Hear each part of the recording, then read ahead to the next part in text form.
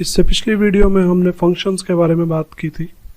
हमने देखा था कि मैथमेटिकल फंक्शंस कैसे काम करते हैं। हमने बिल्ट इन फंक्शंस के बारे में बात की थी कि कैसे हमारे पास कुछ फंक्शंस हैं, जैसे कि प्रिंट है जो हम स्टार्टिंग के लेक्चर से यूज़ करते आ रहे हैं। कैसे हम उसके अंदर सिर्फ एक स्ट्रिंग पास करते हैं या इंट या फ्लोट पास करते हैं और वो चीज़ एज इट इज स्क्रीन पे प्रिंट हो जाती है। हमें कुछ भी और करने की ज़रूरत नहीं पड़ती।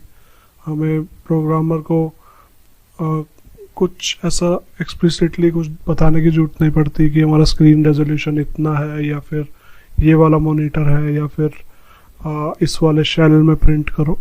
सीधा आप सिर्फ इनपुट देते हैं जो भी आपको प्रिंट कराना है और वो स्क्रीन पे प्रिंट हो जाता है। तो ये फंक्शन हमारे पास पाइथन में पहले से डिफाइंड है। जो कम्युनिटी है उन्होंने हमारे लिए फंक्शंस की डेफिनेशन लिखी है और वो पाइथन के साथ ही हमें शिप हुई है। आप कहीं पे भी पाइथन यूज़ करें, आप प्रिंट फंक्शन यूज़ करें, आपको बिल्कुल सेम रिजल्ट मिलेगा। ऐसे हमारे पास और फंक्शन थे, पावर वाला फंक्शन था और एक इनपुट वाला फंक्शन था जिससे आप यूज़र इनपुट ले सकते हैं। तो आज हमने यूज़र डिफाइंड फंक्शंस के बारे में बात करनी है कि हम कैसे अपने खुद के फंक्शंस बना सकते हैं जो कि पाइथन में पहले से नहीं है। मान लीजिए जैसे आपने सिलेंडर का एरिया कैलकुलेट करना है, सरफेस एरिया, या वॉल्यूम कैलकुलेट करना है, या फिर एक रेक्टेंगल का एरिया कैलकुलेट करना है। ऐसे कुछ फंक्शंस जो पहले से पाइथन में नहीं है, वो अगर आपको खुद से इम्प्लीमेंट करने हैं तो आप कैसे करेंगे। तो मैं पाइथन यहाँ पे स्टार्ट करता हूँ। एक नया प्रोग्राम क्रिएट करते हैं। तो फंक्शन हमारे कैसे हम कॉल करते हैं, आप फंक्शन का नाम लिखते हैं जैसे कि एरिया, और आप एरिया के अंदर लिख देते हैं एक नंबर, जैसे कि आपने 5 लिख दिया। ऐसे ही हम प्रिंट फंक्शन यूज़ कर रहे थे। तो अब ये एरिया फंक्शन अगर मैं ऐसे लिखूंगा तो एरिया नाम का कोई फंक्शन है नहीं, तो ये एक एरर थ्रो करेगा कि एरिया डज नॉट एग्जिस्ट।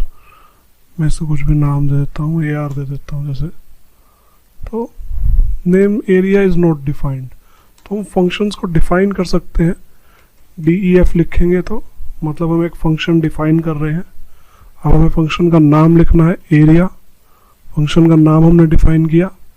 अब हम यहाँ पे बताएंगे कि फंक्शन इनपुट क्या लेगा। तो हम यहाँ पे लिखेंगे जैसे कि नंबर जो है उसको हम A ले लेते हैं जैसे। अब ये कोड ब्लॉक है तो हमें कॉलन लगाना है, जैसे हम इफ एल्स में या फिर लूप्स में करते हैं। तो मैंने एक फंक्शन का एक कोड ब्लॉक स्टार्ट किया है। अब मैं यहाँ पे लिखूंगा कि कैसे हमें कैलकुलेशन करनी है। एक x वेरिएबल ले लेता हूँ या फिर आंसर वेरिएबल ले लेता हूँ, मैं कुछ भी नाम दे सकते हो आप। तो a मान लीजिए रेक्टेंगल की साइड है, रेक्टेंगल का एरिया कैलकुलेट करने का हम एक फंक्शन लिखते हैं। तो a इंटू a होता है साइड इंटू साइड, हमारे रेक्टेंगल का स्क्वायर के एरिया का फॉर्मूला। अब हम इसको रिटर्न करेंगे या फिर हम यहीं पे प्रिंट भी करा सकते हैं, प्रिंट आंसर। अब अगर मैं इस फंक्शन को रन करता हूं तो हमारे पास 25 यहाँ पे आउटपुट आ गया। तो 25 हमारा एरिया आ गया हमारे पास यहाँ पे।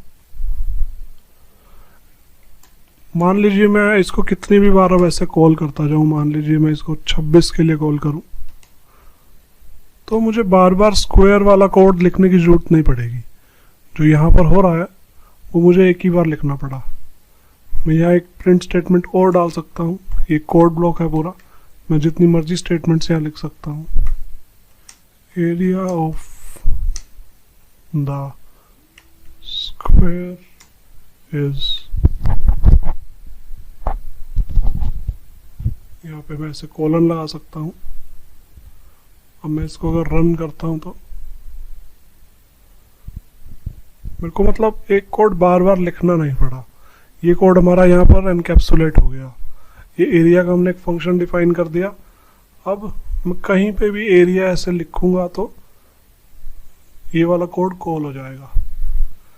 अब जो POW वाला फंक्शन आपने देखा वो भी किसी ने ऐसे बैकएंड पे वहाँ पे डिफाइन कर रखा होगा कि जितनी भी बार यहाँ पे 2 आर्ग्यूमेंट्स आए हैं, जैसे कि ए में 4 आया है और बी में 2 आया है, तो 4 की पावर 2 यानी कि 4 को 2 बार मल्टीप्लाई कर दो।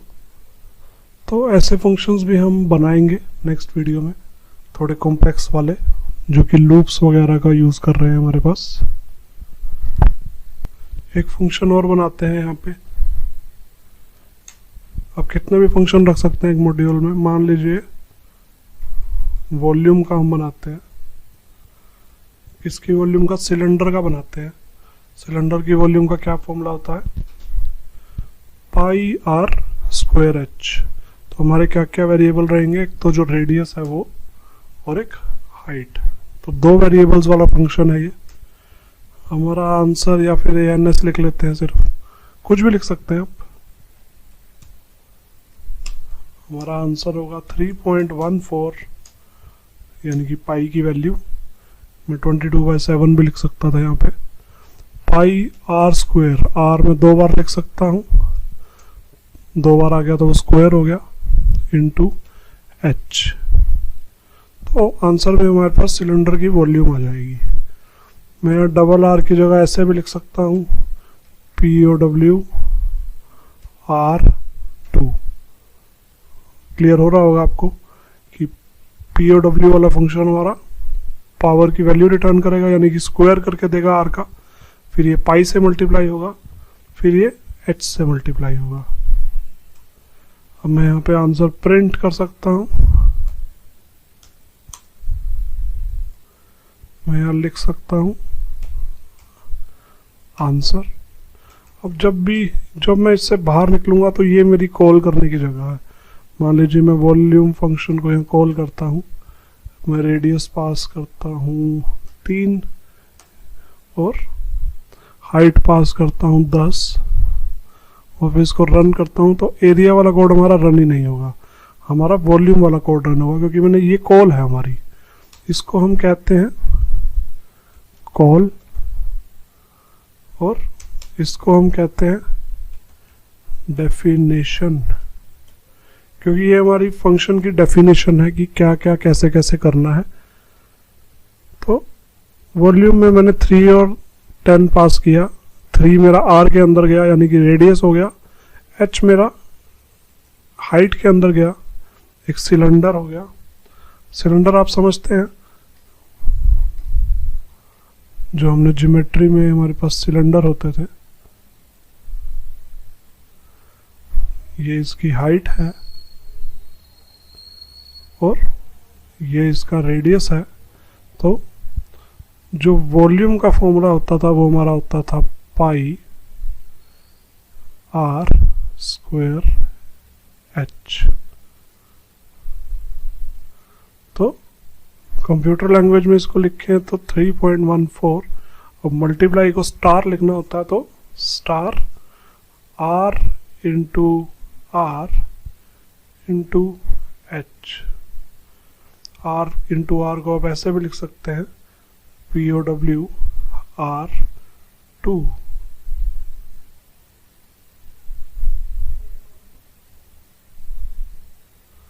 तो ऐसे हम अपने खुद के कस्टम फंक्शंस डिक्लेयर कर सकते हैं। अब जो ये फंक्शन हमने डिक्लेयर किए हैं वो कुछ इस टाइप के हैं। ये कुछ आउटपुट रिटर्न नहीं कर रहे हैं, हमारे 2 इनपुट आ रहे हैं। इनपुट हमारे आ रहे हैं R और H, और हम फंक्शन के अंदर ही प्रिंट करा रहे हैं, कोई आउटपुट नहीं ले रहे हैं।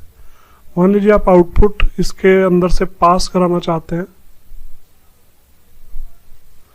तो आप प्रिंट की जगह यहाँ पे रिटर्न लिख सकते हैं, रिटर्न। अब ये एक आउटपुट निकाल रहा है अपने अंदर से, तो मेरे को यहाँ पे एक प्रिंट कॉल करना पड़ेगा।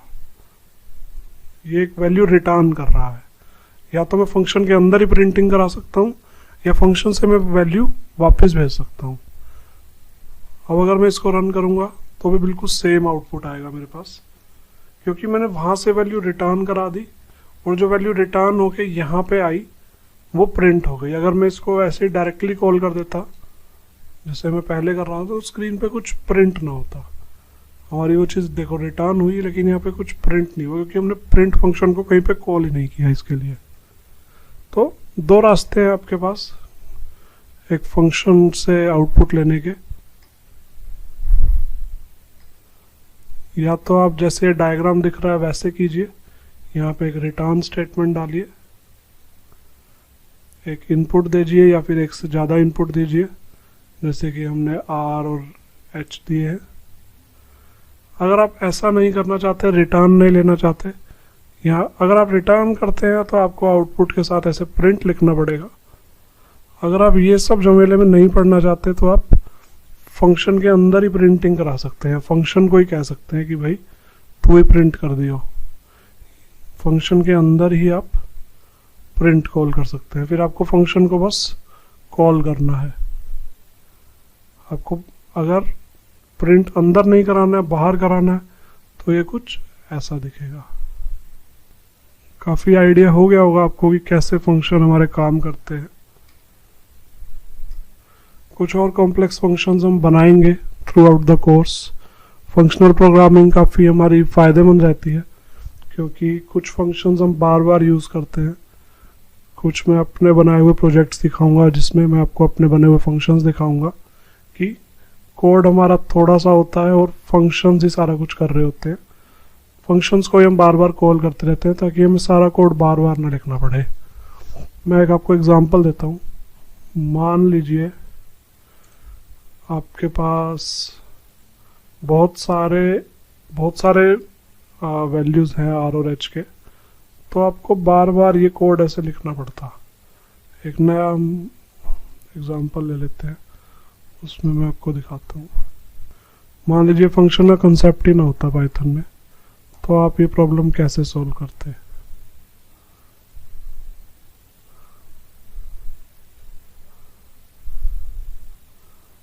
प्रिंट आर और एच, यहाँ आर की वैल्यू लिखते हैं आप 3, एच की वैल्यू लिखते हैं 10।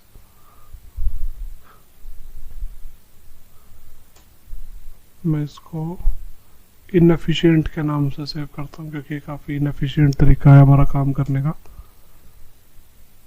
तो इसने भी हमें आंसर दे दिया। मान लीजिए आप और वैल्यूज़ के लिए ये चीज़ करना चाहते हैं। मैं इसकी इतनी सारी 4 कॉपीज़ बनाई है मैंने, या 5 कॉपीज़ बना लेता हूँ। तो मान लीजिए आर की काफ़ी सारी वैल्यूज़ हैं आपके पास, जैसे आप 30 और 2 के लिए भी टेस्ट करना चाहते हैं, या फिर 13 और 1 के लिए टेस्ट करना चाहते हैं, ऐसे ही 6 और 7 के लिए, 35 और 3 के लिए। ये सब करने के लिए आपको हर बार ये कोड लिखना पड़ रहा था। काफ़ी इनकैप्सुलेटेड नहीं है ये, आपको बार बार एक कोड लिखना पड़ रहा है। मान लीजिए आपने एक बार फंक्शन डिफाइन कर दिया तो आपको कुछ करने की जरूरत नहीं है। ये आपका फंक्शन है, इसमें प्रिंटिंग एनेबल कर देता हूँ, जैसे पहले प्रिंटिंग ऑन थी। अब यहाँ पे मैं बस एरिया वाले फंक्शन की जरूरत नहीं है। एक तो हमें मान लीजिए 5 बार करना है, मैं 5 बार वॉल्यूम फंक्शन लिख दूंगा। 3, 17,